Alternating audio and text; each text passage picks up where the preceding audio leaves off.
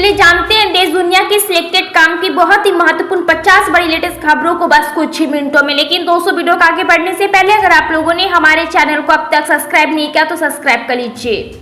राहुल गांधी ने तेलंगाना के आदिलाबाद में एक रैली में कहा, सबसे बड़ा मुद्दा आरक्षण को 50% से बढ़ाना है। हमने अपने घोषणा पत्र में लिखा है कि हम आरक्षण बढ़ाएंगे।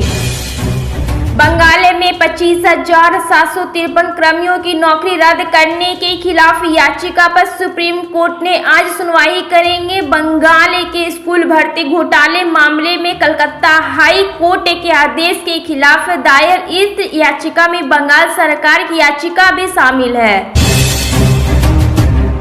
वायनाड के अलावा राहुल गांधी और कहां से चुनाव लड़ेंगे, इनकी जितनी चर्चा हो रही थी उतनी चर्चा किसी और नेता के निर्वाचन क्षेत्र को लेकर इस चुनाव में नहीं हुई। चर्चा अमेठी की भी चल रही थी, जहां से 15 साल तक सांसद रहने के बाद 2019 के चुनाव में राहुल गांधी को हार का सामना करना पड़ा था।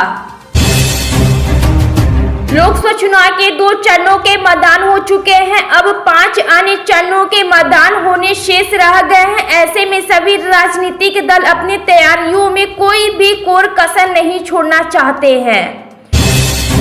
ओडिशा की पूरी विधानसभा सीट से कांग्रेस उम्मीदवार उमा बल्लभ रथ पर रविवार को अज्ञात बदमाशों ने हमला कर दिया, जिससे वह गंभीर रूप से घायल हो गए हैं। उमा बल्लभ के सिर और शरीर के अन्य हिस्सों में चोट आई है।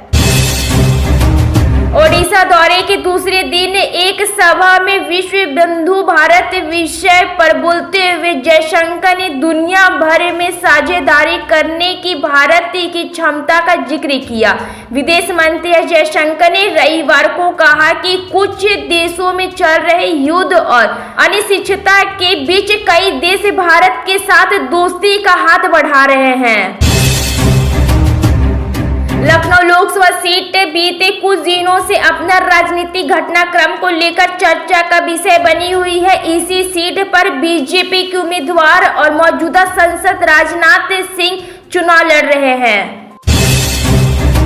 पश्चिम बंगाल की मुख्यमंत्री ममता बनर्जी ने भाजपा पर आरोप लगाया है, उनसे पैसे का इस्तेमाल करके संदेश खाली के बारे में भ्रम फैलाया। उन्होंने प्रधानमंत्री नरेंद्र मोदी से आह्वान किया कि वह घड़ियाली आंसू बहाना बंद करे, क्योंकि भाजपा द्वारा रची गई साजिश का हालिया स्ट्रिंग में खुलासा हो गया है।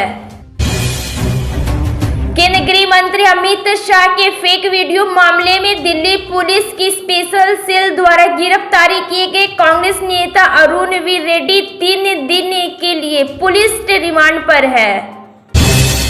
प्रधानमंत्री नरेंद्र मोदी ने कहा कि कांग्रेस और विपक्षी गठबंधन मुस्लिमों को मोहर्रे की तरह इस्तेमाल कर रहे हैं। घोरहरा में भाजपा उम्मीदवार के समर्थन में एक रैली को संबोधित करते हुए पीएम मोदी ने कहा कि गरीब लोगों और एनसीसी, एसटी और ओबीसी समुदाय के लोगों ने अब कांग्रेस और उनके सहयोगी से दूरी बना ली है। बिहार के मुख्यमंत्री नीतीश कुमार ने बिना नाम लिए आरजेडी नेता तेजस्वी यादव और राजद पर जमकर हमला बोला है। मुंगेर में चुनावी सभा को संबोधित करते हुए कहा कि ये लोग खुद कमाने के चक्कर में लगा रहता है।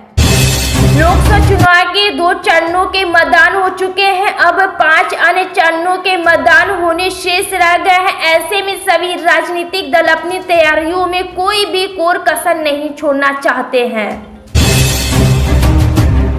लोकसभा चुनाव के तहत तीसरे चरण का प्रचार अभियान थम गया है। इस चरण के लिए मंगलवार यानी कि आज के दिन 7 मई को 11 राज्यों व केंद्र शासित प्रदेशों के 93 लोकसभा सीटों पर वोटिंग होगी।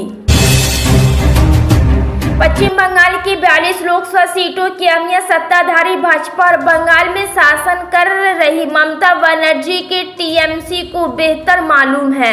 विपक्षी दलों के गठबंधन Indian national development inclusive alliance India में शामिल पार्टियों के बीच मतभेद के चलते पश्चिम बंगाल में कोई मजबूत सीमा का नहीं सेट हो सका। देश भर में 7 चरणों में लोकसभा चुनाव चुनाव 2024 का आयोजन किया जा रहा है। पहले और दूसरे चरण के पूरा होने के बाद अब तीसरे चरण के लोकसभा की तैयारी की जा रही है। राहुल गांधी ने अमेठी सीट को छोड़ने का फैसला किया और रायबरेली से नामांकन दाखिल किया, जिसके बाद भाजपा उसके पुराने साथी भी इस फैसले की आलोचना कर रहे हैं। प्रधानमंत्री नरेंद्र मोदी ने कहा कि उनकी सरकार के सर्जिकल और हवाई हमले ने पाकिस्तान को इतना हिलाकर रख दिया है कि पड़ोसी देश के नेता अब दुआ कर रहे हैं कि कांग्रेस का शहजादा भारत का प्रधानमंत्री बने। बिहार से लेकर दिल्ली एनसीआर तक भीषण गर्मी से अब हाहाकार मचने लगा है। पहले केवल पूर्वी और दक्षिणी प्रायद्वीप भारत के कुछ हिस्सों में भीषण गर्मी का प्रकोप था, मगर अब उत्तर भारत में भी भयंकर गर्मी पड़ने लगी है।